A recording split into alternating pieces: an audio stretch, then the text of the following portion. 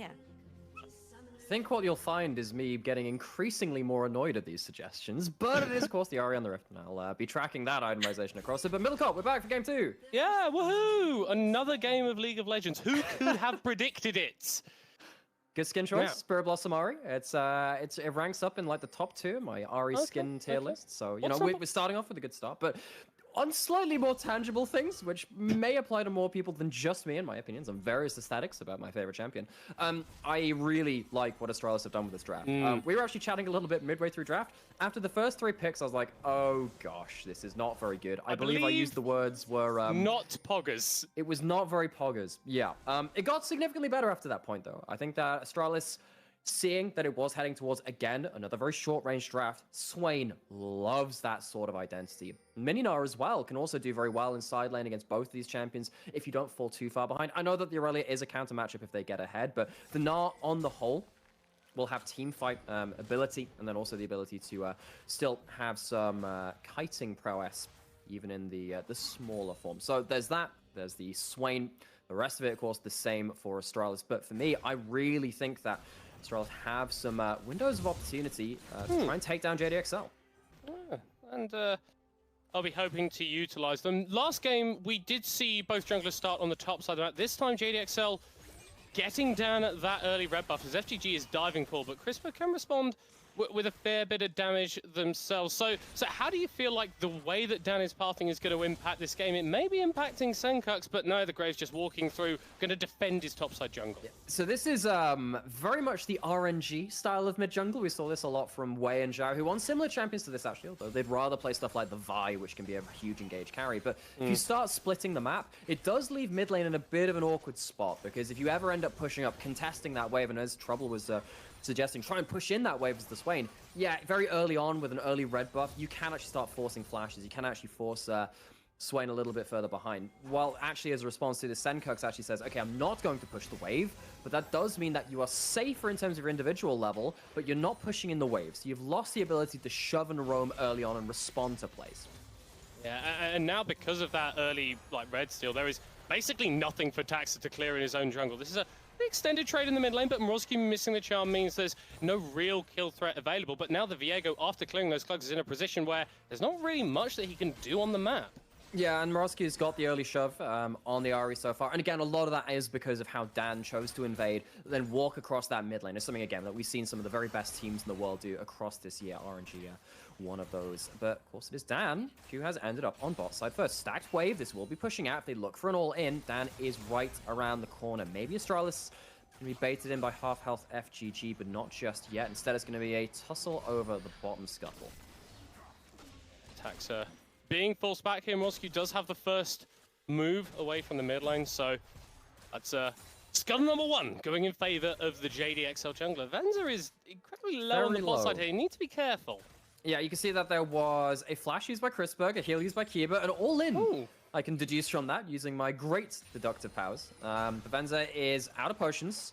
Not sure exactly. Can we just go back down to that bot wave again very quickly? Actually, we'll see what's happening in this mid lane first. But yeah, you can see it's even wave. Not going to be losing too much, and Kiba not able to stop that recall. So Venza able to get out of dodge on that one just about.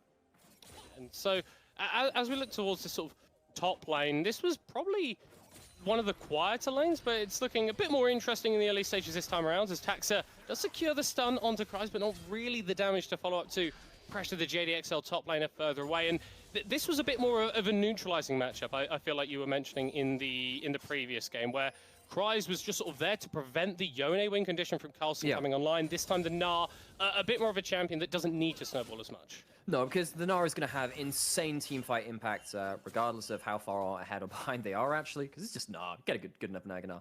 Things go a bit crazy. You're actually going to get a replay of what happened in this bot site. With FGG looking for that all-in. Of course, when Samira stacks up that passive, you get a lot of move speed towards enemy champions, so you have a lot of ability in early levels, even without your ultimate, to start chasing down. Kryze dashing forward, going to be dashing back towards those minions in the way that Aurelia so effortlessly does.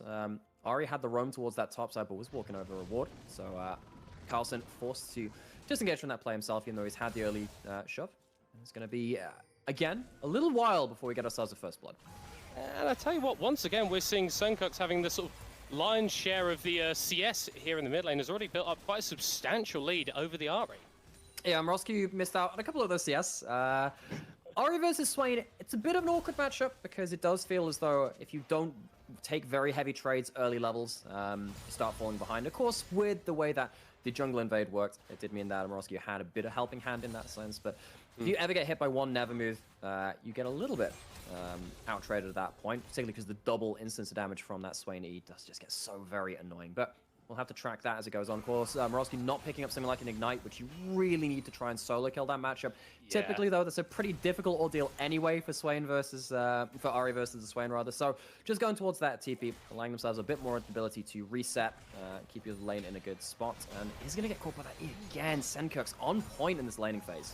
It's very efficient trading coming out from the veteran mid-laner, and Mozq, once again, not really having the better end of things. Dan playing with fire a little bit, clearing out that ward, but Kiba not able to lock him down. Once again, it's aggression, it's moves being made by both junglers across the maps, and leads being established within lanes, but nothing explosive thus far. Yeah, but remember, it did explode in just one huge play eventually from JDXL. Bot lane dive, that really set things off to a good standard for them. Astralis' bot lane had a difficult game. And a lot of that was because of how Dan pathed towards bot side. I would really look towards this bot lane, this Lucian Nami, now that they are in a better position to have a stronger performance in this game. So you're not going to have to deal with Chrisberg going 1-5, not able to impact that game. Hello. It's going to be mid-jungle Charmland. And Taxa has to flash away. No ultimate available to get over the wall. That's brilliant proactive stuff from JDXL's mid-jungle duo. Taxa can still get that red buff, but with the blast cone, JDXL get out of there quick as a... Okay, so it is just going to be the flash blind from Taxa. So that is, as far as things go for Astralis, one of the better outcomes in that situation. But one of the things that we noticed about last game, so we'll actually have to wait. This is actually a solo kill opportunity. All up from Cries, fully stacked on the passive. Coulson charging up the rage, about to go mega, and obviously getting access to a bit more HP, a bit more of those tank stats means that the all-in potential from the Irelia is reduced, and I love this from Taxa, helping out his bot lane, recognizing that the Lucian Nami is something that you can play has towards. flash up now. This could be an engage as well, going forward, but doesn't quite land the engage onto Chrisberg. We'll be forced to waddle away in the dismounted form. Yeah, it doesn't get the stun midway through the jump to pin Chrisberg in place for the crash down, but that's going to be flash once again blown from FGG. Use that pretty much every opportunity he can do onto Chrisberg. And Chrisberg at least has had more of a stable early end this time. Hasn't died early several times, and that's a good sign for Astralis. They locked in again the Lucian and the Nami. They're actually haven't found a win on it at the Aurora Open so far. They are 0-2 on it, including that last game, but it's a much better start from it. It means that they're not having to deal with, again, just bleeding out through that bot side. And I tell you what, we're talking about them not finding a W on the Lucian Nami. JDXL haven't found it out this entire Aurora Open, continuing their unbeaten run with the first game in this series, and even State still have the potential to keep that run going. And that's actually really impressive. Again, considering how JDXL summer went into that EU Masters performance, finding themselves without a loss so far, trying to find themselves a team fight victory. Ult cast from Cries. Yeah, this is a little bit aggressive from JDXL. They don't have all their members here just yet. The Irelia can still go forward, as does Dan. Coulson in the mini form doesn't have the angriness to get mega just yet, but Astralis get the Herald and get out. And actually, while this is happening too, Venza roamed up towards mid lane, so it's actually Chrisberg left alone in bot side. So Astralis get themselves Herald. They get out with blowing basically nothing. They blow themselves a heal from the Nami, I suppose, but that's about it. JDXL trying to now capitalize on something on this top side. Still have members up here, but they are matched by Astralis type for type. Probably don't go for a dive here. Just about. Not without the Aurelia ult, certainly. It's much harder to do without that Vanguard's edge firing things off. But while we're saying that, that's a big win for Astralis. They did get that first Herald the last game. They did get that through strong laning performances in the game 1, but in this time it has been more of a contest around that Herald. They walk out with it all the same, and now JDXL really looking towards where they're going to find their first victory at this point, because I think if they go even into this mid game, they're a little bit worried. I don't think it's unplayable or anything, but when you're dealing with a Swain that very much deals with stuff like your Aurelia, your Graves, your Samira, who are doing damage from within his zone of absolute crazy damage and control from his ultimate, you don't realistically want to be taking even fights there. So watch out again for what FGG and Dan are going to be doing across the map. That was a huge part of how they snowballed ahead in that last game, to make sure that they're not worrying about those even fights. Yeah, once again, it's a very early Umbral Glaive coming through from Dan. The vision denial that item offers you, as well as the actually fairly efficient damage that you can get out of it, means that whenever it's in a state that anyone can build it, they pretty much always opt towards it. Yes. Very much. Do you remember Serpent's Fang when it was like that too? That was a fun item to build. Less fun for FG and Venza in the bot lane. 3v2 briefly. Dan's on his way. Yeah, still only level 5, now ticking over to level 6, getting access to that ultimate, and JDXL could look to turn it around, but this is a 4v3. So much damage comes out, and now the resets can come through for Venza. An explosion takes out FGG, but here comes Mrozq, and Senkux forced to flash away. It's a bad play for Astralis in the bot lane. JDXL come out on top. Considering how that looked at the start of it, brief 3v2 for Astralis, you would have been very much in your right mind to think that JDXL will walk away with a losing play. Kreis has minions to dance through, misses the ult. We have the flash from Carlson, just about to go mega, hopping forward, chasing down Kreis under the tower, but doesn't quite get the hyper stacks. So close to a solo kill, but not coming through. Kreis looking to get through onto the minions potentially, cheering forwards, but misses the stun. The stun under the tower, thrown into the wall, the tower shot! The boulder interrupted by the minions, a game of inches in the top lane. Wait, FGG's here to even it up. He's in the top side of the rift, and Kreis will take out Carlson. What, and somehow it ends up being a solo kill. The Attract Repel cast onto Kreis, but no damage registered. Close run things in the solo lanes, and Kreis, much like that first game, taking an awkward situation without resources being thrown up towards his lane, being very much on the weak side of the map, but coming away better off than you would expect. Kreis with a kill somehow walks away with a victory. Yeah, absolutely ridiculous. And it's been better from Astralis, honestly, so far in this game. They've been going for plays that are millimeters away from working, but it's still JDXL who have gained a minor gold advantage themselves and were able to take the first dragon. This Herald, though, will knock down bot lane tower, and injecting some gold onto Chrisberg, onto this Lucian, not a bad thing at all. And you do have the flash from FGG in case they do want to engage. Yeah, turning onto him as the tidal wave is blocked by Venza. Turret does fall as Taxa is here, and it's actually Astralis that have got a 4v3 in the bot side. FGG still going forward, the Vision of Empire used. Venza chunking out with some damage. Senkux here, uses the ultimate, but low on mana. It's not going to matter, though. FGG is dead, and Astralis get the tower, too. Yeah, when Senkux pops that ult, you are just in such a difficult spot. Meganar being charged up from Carlson. Round 2 fights. Wallop available. Ults Kreis into the wall, misses the stun. The Defiant Dance will keep Kreis alive for a little bit longer. The house goes wide. But I'm not sure it's going to matter. Kreis incredibly low. No reset on that Blade Surge just yet. And Carlson wants payback for the event of a few minutes ago. Kreis still kiting around, though. Not quite hit by the boomerang, but one more auto surely will pick him up. Surely Kreis can't get out of this one. Carlson turns it around and gets the solo kill. Whenever you see Aurelion near the minion wave, you just have to question it. Kreis doesn't win the play this time, though. Walks into the minion up, even with the level advantage at the start of that play. Does not walk away with the kill. Carlson, this guy has evolved so much over the course of this year. Astralis' top laner gets himself a W in the 1v1. Absolutely massive, and that has brought the gold right into the advantage for Astralis, who with a composition that functions incredibly well at this point in the game. The Swain, the Lucian Nami coming online as well. If they can look for more of these skirmishes, it could cause massive problems for JDXL. Yeah, and something has already become a massive problem, Middlecott. Oh no. I've got some sad news to report. Mrozq has indeed built Neverfrost, which is sadly not a good item. I'm not exactly a fan of this one. For those of you that don't know, quite opinionated about what you should build on this champion. Ori doesn't exactly have the luxury of having massive scalings or base damages. You do typically have to be very efficient about how you want to do damage. Mrozq's the sole AP in this game. I guess he sees again, it's a low range team composition. Maybe pinning someone in place helps a little bit more, but I really think something like a Leandros or a Ludens would have gone very much in keeping with this composition so far. Nor do I see any Dark Seal for those stacks. He's not at this play either way, though. Venza just getting shut out. Yeah, no, that's over-aggressive. That's, it's not level 3 on the Samira, but it feels very similar. Overstepping his bounds, and now that's giving Astralis priority. They can get some damage down onto this mid lane tower. They secured this second Herald. They have got 100% of the Herald so far in this series, and they're doing pretty good in game 2. And though these drafts are thematically fairly similar to Game 1, there are some key differences. And the way the early game has played out has meant that Astralis have much more ability to take control of this mid lane. You have suddenly this Lucian Nami, one-item spike again. We called out in the last game, though they were just a little too far behind to leverage it really to the extent they wanted to. But in this one, they are very happy with how that's going. They can take over this mid lane control, hold Venza to account, who has been playing very aggressively and has now been punished by the side of Astralis.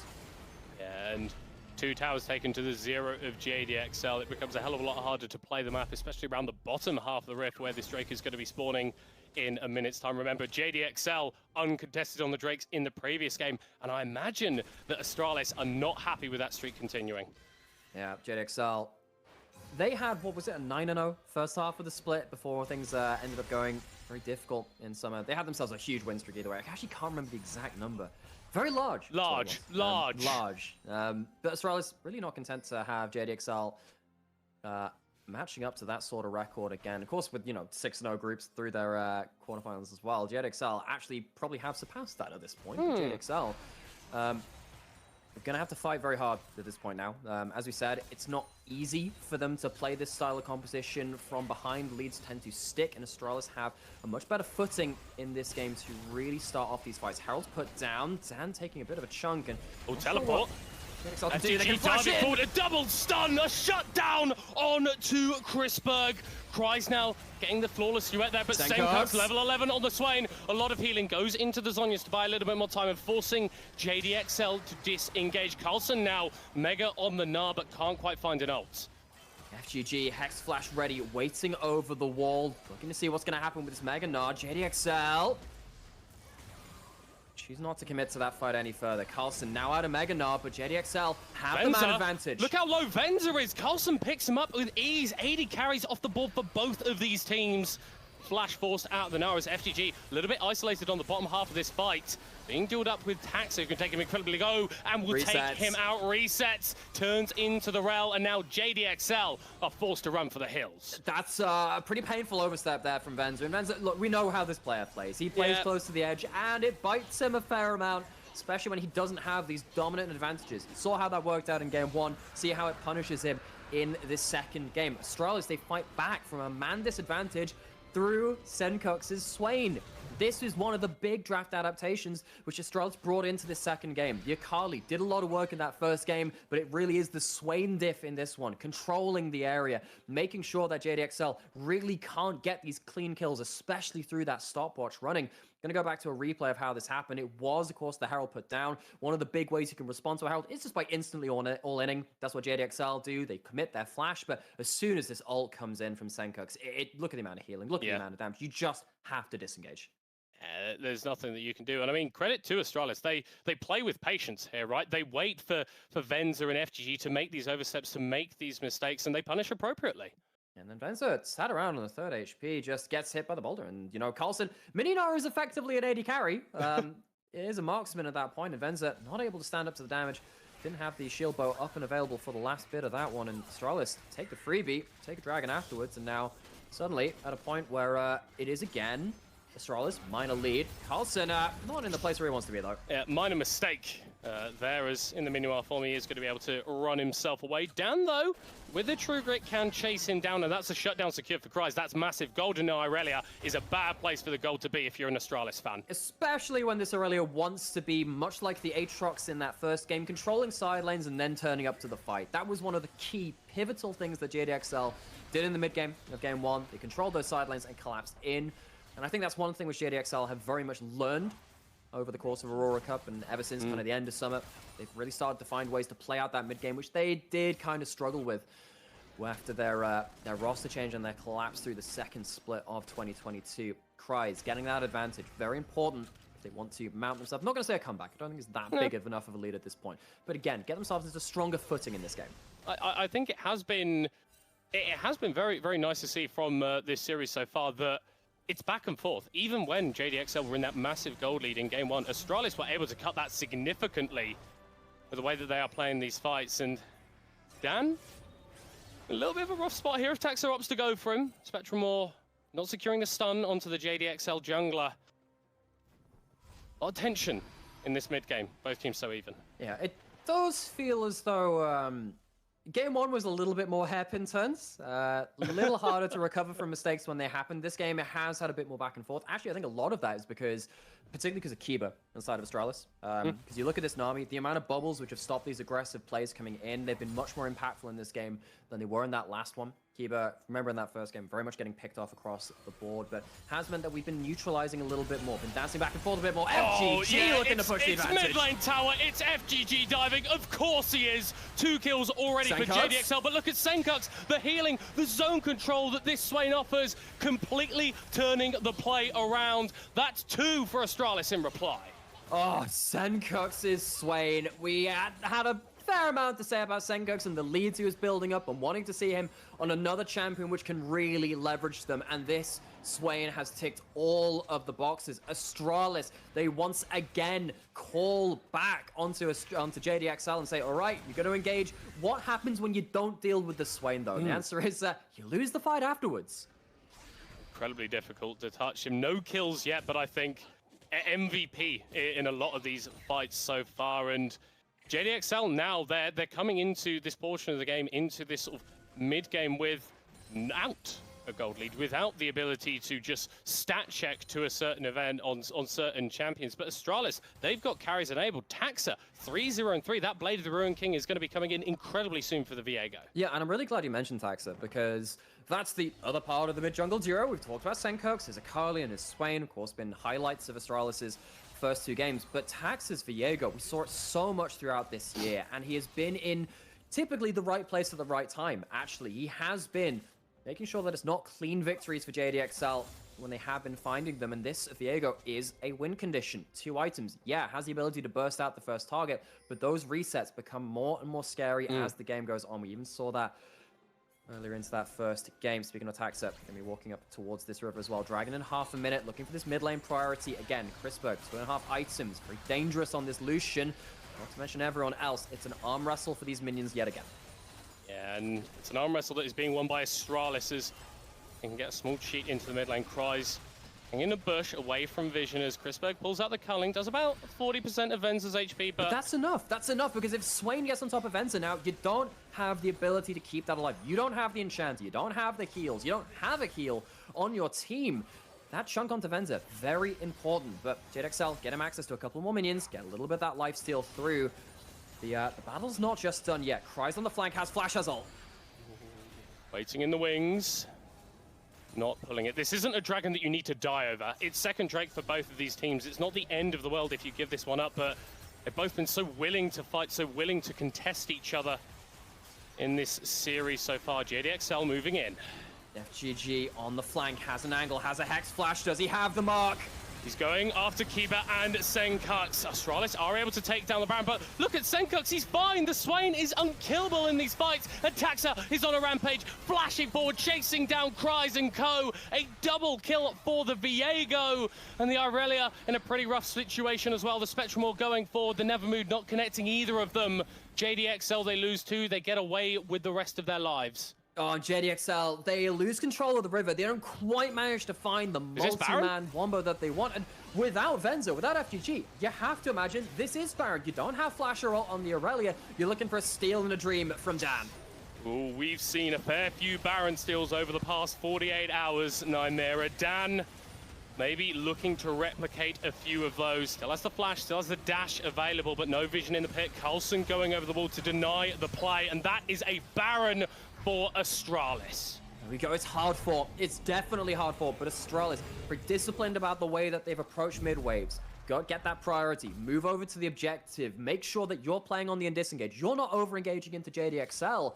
And they find themselves advantages through that. They managed to catch JDXL on the engage, exhaust put in from Senkux, and that is enough to win that fight. Now with the Baron buff involved, they can start winning through these side lanes, start pushing in these waves with even more fervor and taking control of the map and all the gold that comes with it.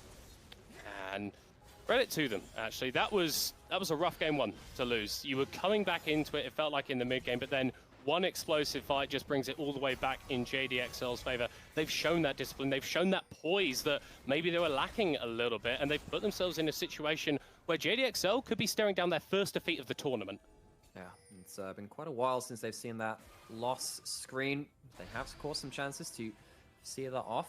There's every chance that you manage to catch someone out of position, but Astralis, it's much harder to, again, punish those mistakes than in that first game. Every time you're looking to really press the advantage, someone like Senkux pops the ult, flies into your backline, Leandries applies, stops you chasing down the targets that you want, Meganar disrupts things, and Kiba and Chrisberg being so much more of a factor in this game. Of course, that duo very slippery, very hard to get on top of. JDXL, they're starting to run out of options, nor do they have the vision control on this top side to really find isolated members at this point. You do have FGG's flash, though. Flash and a dream from FGG. They couldn't get the steal earlier, but the dream is alive in that Iron Horse. FGG, eyes on that rel. Rise has teleport as he's pushing in the bot lane, but a real deep wards that he can move towards, so Astralis a bit freer to push in the top side. Still have the Baron for a minute, already 30% HP off this tower. Okay, so Kryze is pushing this bot side, has the teleport. No one is responding to them right now. This is going to be an inner turret taken down. You're going to be trading for at least the inhibitor turret, but Astralis, can they find themselves enough victories to force Kryze to teleport back? Potentially never move thrown out, going a little wide there. And JDXL, they seem content to give up this inhibitor. They don't think that they can contest, and yeah, Carson's backed at this point, so at least you've got yourself a momentary numbers advantage, but Astralis, they are in coordination with one another. They're backing off in the top side of the map as Carson goes to retreat on that bot side. They take themselves the inhibitor, and they defend their own inhibitor on that bot side. They walk away with a victory. It is a trade, and I think JDXL are willing to take that one at that point, but Astralis still coming out better for wear. So, Nomera, I want to do a little bit of learning right now. Okay. Good luck with that. How can I help? I've been told the conventional wisdom is that when you take an inhib, the ideal situation is you want to take the inhib opposite the side of the next objective that's spawning, because you've got that wave of super minions that can apply pressure for free, and that frees up for you to move towards that objective. Dragon is spawning in a minute's time. This will be sole point for Astralis. Are they feeling happy about taking that inhib? I hate to point this out, Middlecop, but I think you've done the learning already, and I think you're just showing off. Because yes, that's exactly what it is. That's exactly what it is. Because typically you're there and you're like, okay, super minions force someone to respond, and then you have them on that side of the map, not in prime position to really affect the fight very early on. Particularly when you have champions like, I guess something like a Cannon is a really good example of this, that wants to teleport in early to make sure that they can really impact the fight before it's already done, before your AD carry's dead, before the engage has already happened. But as it stands right now, Kryze is actually not answering that top side. JDXL, I think they're playing on a short timer. They're saying, look, we've got like a minute maybe until these minions, 30 seconds even, start crashing in towards our Nexus turrets. We can play around that timer. But Astralis, even with the Dragon coming up, pushing in that mid lane again, taking a chunk and never move! Ooh, FGG is alive, but he's not going to be able to contribute to the fight. Kryze taken low. That's a load with the ultimate, but stunned up himself, thrown into that little bit of terrain and taken out. Astralis doesn't look like they care about the Drake right now. They want this second inhib of the game. Astralis, they bet that they can find something in that mid lane. They can find themselves a pick before the Dragon comes up, and they're rewarded for their boldness. They hit the skill shots. That culling, 3 items on the Lucian, absolutely shreds FGG, who can't be that miracle engage in the way that we have seen from this champion over the seasons. It's been in pro play. Astralis take their well-earned Dragon, get themselves to soul point. They take themselves a second inhibitor. They're going to reset, get that gold spent. JDXL, they have not been given easy engage options. And that's the key thing. In the first game, JDXL got their advantages by going for these dives, by going for these plays, taking people off the rift, and then going for objectives. Astralis, they've been a lot more calm. They've been a lot more patient, poking people out and then moving in to take what they want. Yeah, so again, you look at FGG and you understand the thought process, right? Because you have to look for a play. You have to. You're the rel. You are the primary engage. Maybe at this point you can't position that aggressively. I think with the flash just coming up, maybe you could have waited a couple of seconds. If they were planning to engage as the tower fell, of course, that's your timing. But FGG kind of loses out in the mind game to the ranks of Astralis, who just pile on all that damage and stop them from really finding the engage they needed. But then if you are JDXL and FGG can't find these engages, how do you actually make it happen? Is it an Everfrost Ari dashing in, securing a charm maybe?